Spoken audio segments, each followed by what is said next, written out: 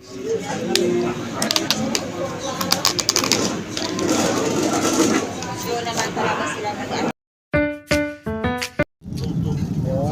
小心月台空隙，请小心月台的空隙。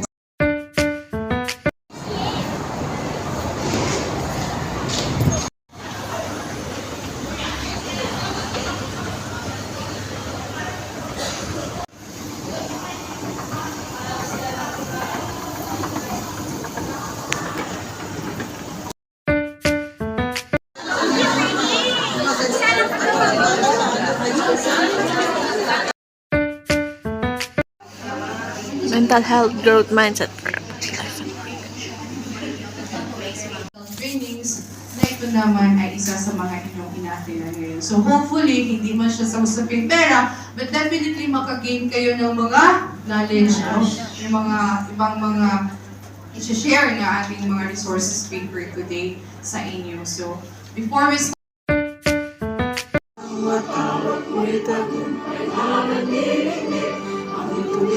workplace, talagang kayo nagtatrabaho. Mas lalo kayo kasi confined kayo sa sobrang laking bahay, di ba? Sarili nyo rin, hindi lang yung family nyo. At isa yan sa parang personal development is yung alagaan din natin yung mental health natin. Yes. Hindi lang yung, siguro tayo, na-experience natin mga panic attack, anxiety, Depression, hindi stress. pa tayo na-diagnose. Kababayan. So, napaka-saya naman pong malaman nun. At saka, thank you din po sa inyo. Actually, pero pwede iba sa atin na hindi natin alam na, meron palang pangalan to. Parang may label pala tong nararamdaman kong to. No? So, something good naman siya about mental health. So, hiwalay tayo sa mga diagnosis na anxiety, depression na yan. So, dito tayo sa growth mindset. So, ang ating flow today will focus on 3 major things. So, una po, ano ba yung mindset? So, meron tayong i-introduce mamaya, growth at saka fixed mindset kung hindi pa po familiar yung iba. Tapos, bakit importanteng malaman ditong mga mindset na to? Tsaka, how to build growth mindset. So, yun yung flow natin later on. So, Mindset. Sabi ko nga po sa mga researchers, kasi gumagawa sila ng mga papel, dapat yung asawa ko po kasi, nagre-research din siya ng growth mindset. Dapat gumawa siya ng papel, yun yung i-title. Di ba? Mindset ba mindset? Di ba? Meme yun, yung babaeng...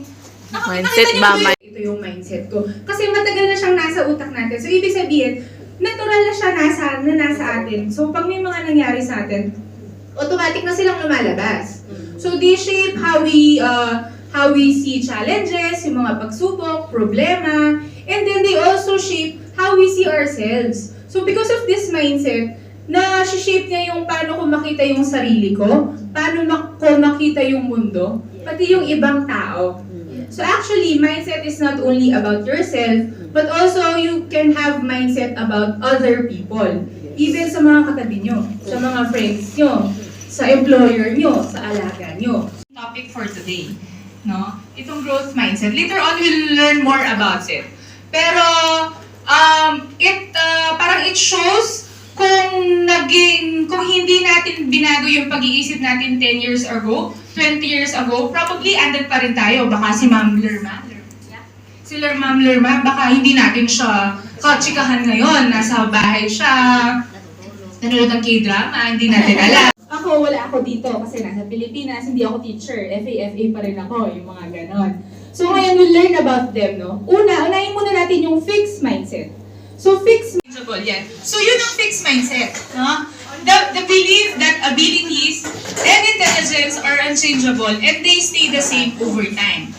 So ibig sabihin, yun yung paniniwala na yung kakayahan ko, yung talino ko, hanggang dito na lang siya forever.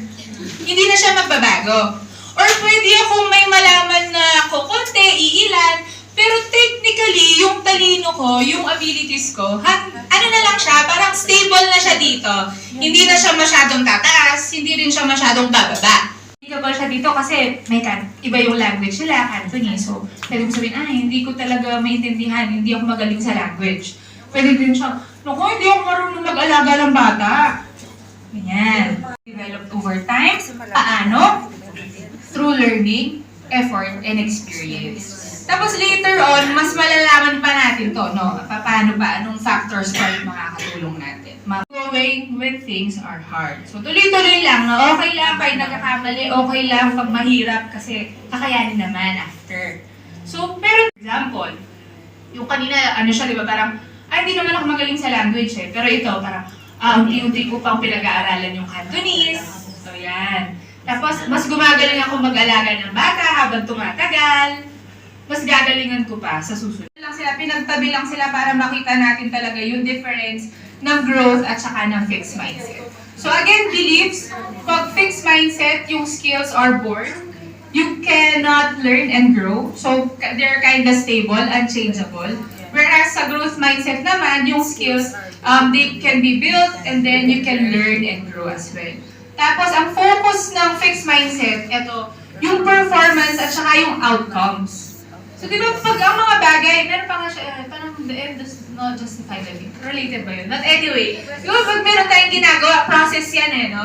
Tapos may outcome. Pag fixed mindset ka, wala kang pakialam dun sa process. Basta yung outcome lang. Ano ba siya? Successful ba siya o hindi successful?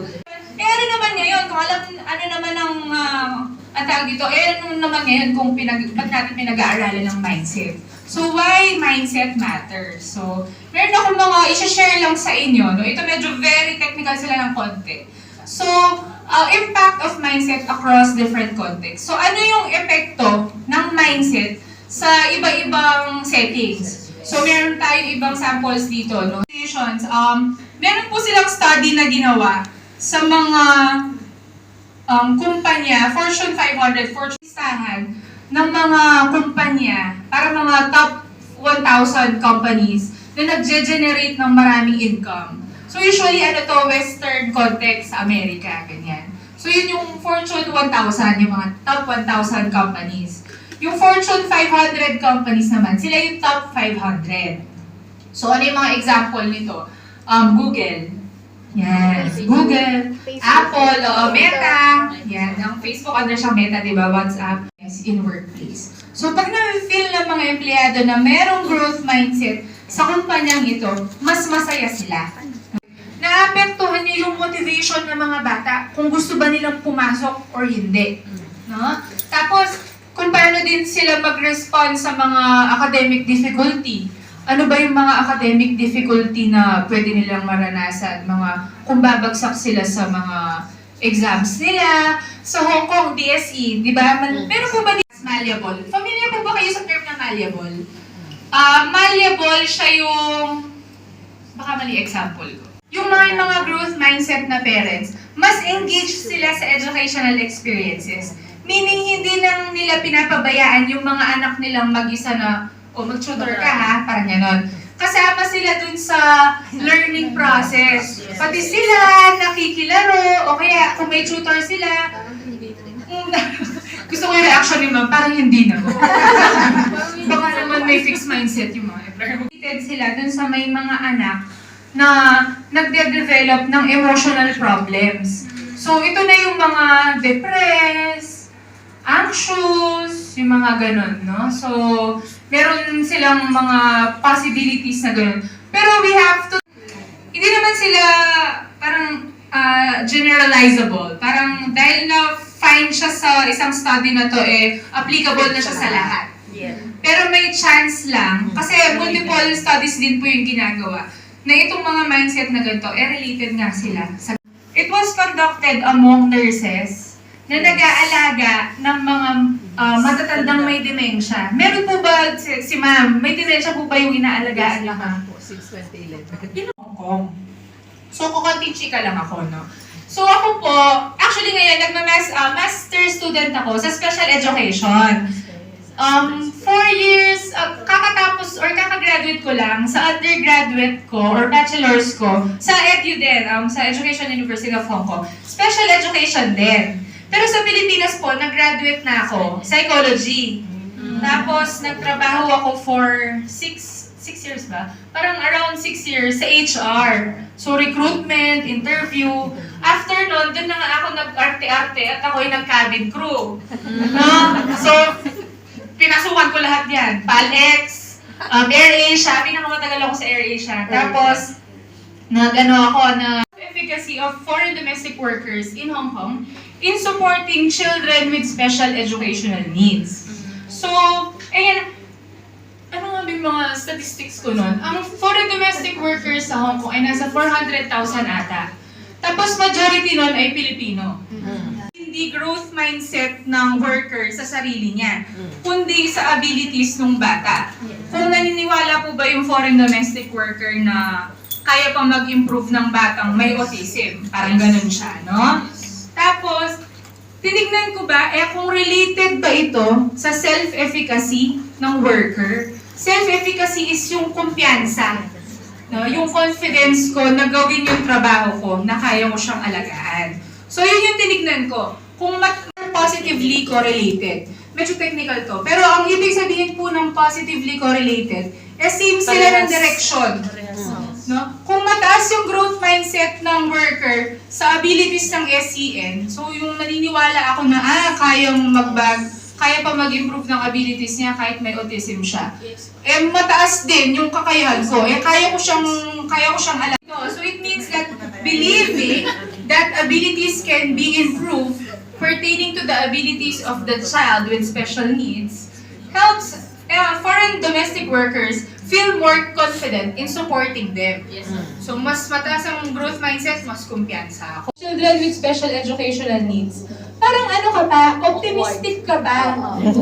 Diba? Parang optimistic ka ba na, ay, kaya niyang gumaling. Ano to, okay to. Kaya pa niya, positive. Kasi wala ka pang experience Kunti lang yung years of experience mo, di ba? So, medyo, positive pa ang pananaw mo sa buhay. No? After 10 years, pwede mong ma-realize na nakailang therapy na siya.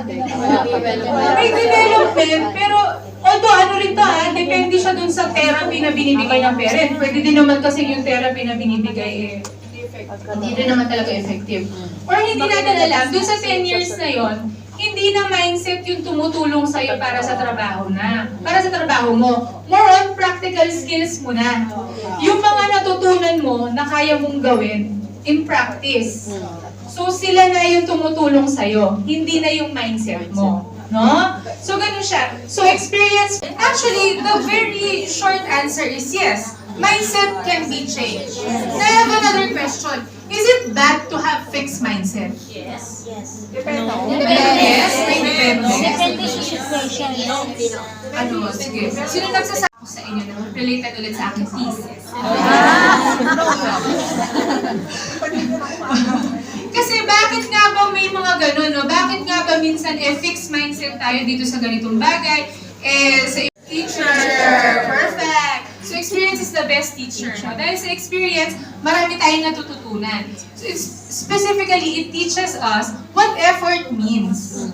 No? So people learn what effort means by observing the outcomes. Yun. So dun sa past learning experience na yun, pwede mo ma-evaluate na, whether it is really meant to be an information. Kung informative talaga yung feedback. Versus just whether failure is temporary or permanent, or whether ability is flexible or fixed. Very important. No? So it communicates our beliefs about abilities. Kung titignan mo siya, ang ano niya, parang nagbibigay siya ng good feedback. Kasi sinabi niya na, ang bilis mo natutunan yun, ang talino mo. So, pwede mo, focus on effort exerted. So, hindi yung ability or yung intelligence. So, kung ano yung process, ano yung in-effortan niya, so, pwede mo sabihin, wow, I really saw how you worked hard on this one. Parang ganun, no? Nakita ko nag-effort ka nga talaga Parang binigay mo yung lahat mo, parang ganun. Even walang interaction, just seeing them, it can also grabe ang ng stress. So even stress affects mindset. Kung paano tayo mag-isip about sa paniniwala, about sa mga abilities or intelligence ng ibang tao. So it can narrow your beliefs about abilities. Kasi marami nangyayari sa katawan natin pag stress tayo. So you have to be kind to yourself. If sa tingin mo, ang fixed mindset ko sa maraming bagay ngayon, parang maraming bagay ngayon na hindi ako masyadong optimistic or growth mindset pa. Pwede mong maisip din na, kasi under ka ng a lot of stress. So you just have to be kind to yourself na i-check mo din yung nangyayari sa buhay mo. Eh baka wala ka rin naman sa good environment, no? Kaya nangyayari din yun. Kaya yung mindset mo eh ganon. Sa ng stress, pag stress ka, syempre yung katawan mo on high alert siya. Tapos feeling mo hindi ka masyadong safe sa environment mo. Kabaligtaran naman pag feeling mo safe ka sa environment. Video. So kung yun naman, some aspects, lalo na yung sabi ni Ma'am, what if meron silang fixed mindset na? So how we can transition from fixed to growth mindset? Yung, tawag dito, ano ba tawag doon? Proponent ba? Basta yung nakaisip kasi ng concept ng mindset, si Carol Dweck. Meron siyang libro, actually, makikita yun sa bookstore mindset, ganyan, no? So meron siyang sinuggest on ways. Actually, ang tawag niya journey. Journey siya, how to transition from fixed to growth mindset. Ang lagi, kahit saang bagay talaga, ang number one step lagi, awareness. Yes. Diba? Awareness siya lagi. No? Yun ang pinaka-important. So it can often happen when we face a big challenge, we make mistakes, or we feel judged, or under pressure, or under stress. From your fixed mindset voice. Actually, ang sinuggest niya, lagyan nyo ng pangalan yung fixed mindset nyo. So dito na magka-transition. So dito na yung, if you think na meron ka ng, nafe-feel mo na mag-start yung growth mindset mo sa time na to, kasi nga, mas aware ka na, mas accepted mo, alam mo yung triggers mo, and since aware ka na, ano naman lalo na sa class na to, aware kayo, ano na yung growth mindset, pwede nyo na siyang i-shift. No?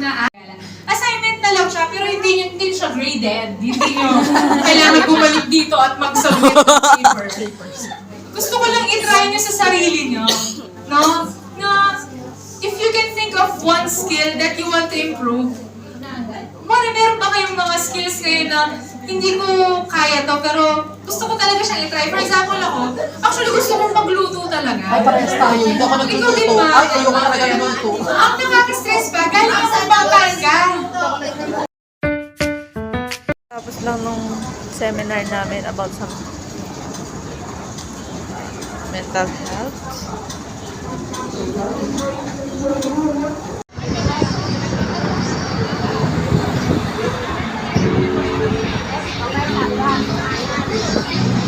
Layo naman talaga ni Jollibee dito, oh.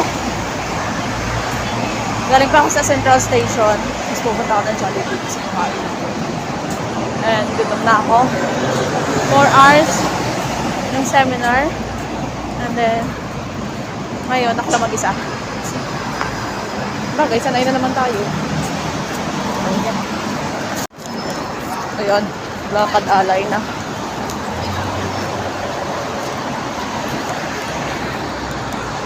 Ayun po si Jollibee, oh. Ayun.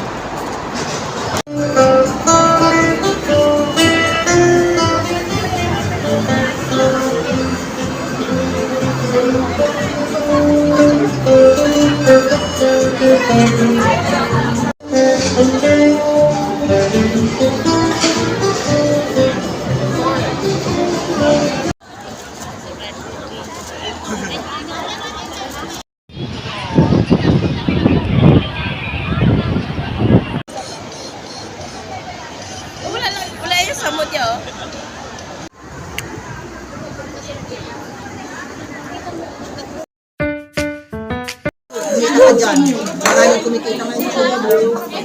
So, ganito kumain dito sa Hong Kong, kailangan mong i-sanitize. O, di ba? Ito, hot water, then i-sanitize mo. Talikod kayong lahat kasi sasama ko kayo sa video. Nandito tayo sa Temtem Tam Chinese. Hindi naman nila pinapainit ng gatas kasi. Kapi! Ito naman, kinasot ko. Ang lamit-lamit ang ano mo.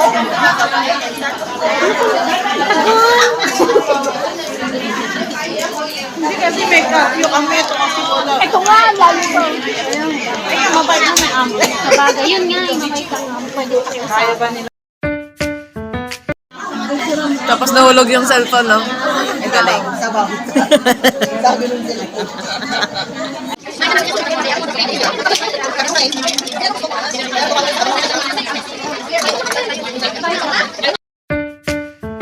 Last Yung chopstick. Yung chopstick yung madulas. Iba iniisip niya. Ganito yun. Kahit gabing-gabi na. Sino? Si Sai. Hindi ko madalang na ali-ali. Kaya kung may sita, maya. Ay, nisa. Ayun na. Kaya pala kung pinakay talaga. Uy, wag ka magsabi ng Dolce kasi binayaran natin to. Noche. Invoice tayo lang. Dorme pag may inabot. Oo, kasi may bayad. Pag Dolce kasi, gift yun, hindi mo nang bayad.